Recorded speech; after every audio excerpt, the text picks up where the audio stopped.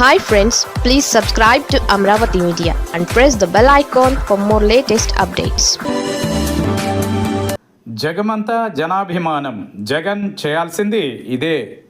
YS Jaganmohan రెడ్డిని ద్వేషించే వాళ్ళకంటే అభిమానించే వాళ్ళ సంఖ్య ఎన్నో రెట్లు ఎక్కువ. జనాన్ని సమ్మోహనపరిచే ఆకర్షణ జగన్ సొంతం. అందుకే జగన్ ఎక్కడికెళ్ళినా జనం వెలువెత్తుతూ ఉంటారు. గత ఎన్నికలలో ఆయన పార్టీ ఘోరంగా ఓడిపోవడం వేరే విషయం.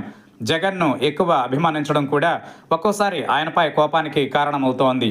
అయితే జగన్పై జనం కోపతాపాలు శాశ్వతం కాదనే చర్చ జరుగుతోంది. ఇందుకు నిలువెత్తు నిదర్శనం ప్రపంచవ్యాప్తంగా వైఎస్ జగన్ పుట్టినరోజు వేడుకలు ఘనంగా జరగడమే.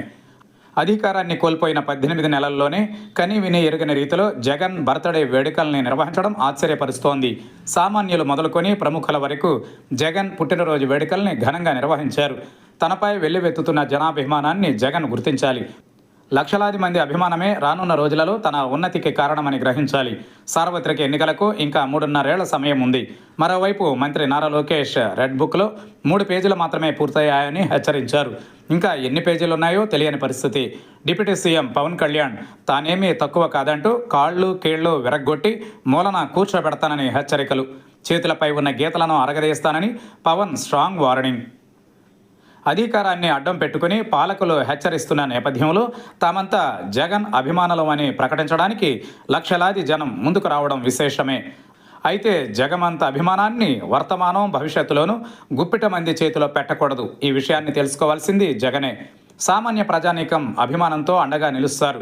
కష్ట నష్టాలకు బెదిరిపోరు, పారిపోరు.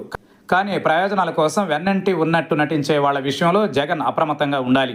లక్షలాది మంది అభిమానంతో దక్కే గౌరవాన్ని, పవర్ను ఏ కొద్ది మంది చేతిలోనో పెడితే మళ్ళీ వ్యవహారం మొదటికి వస్తుంది.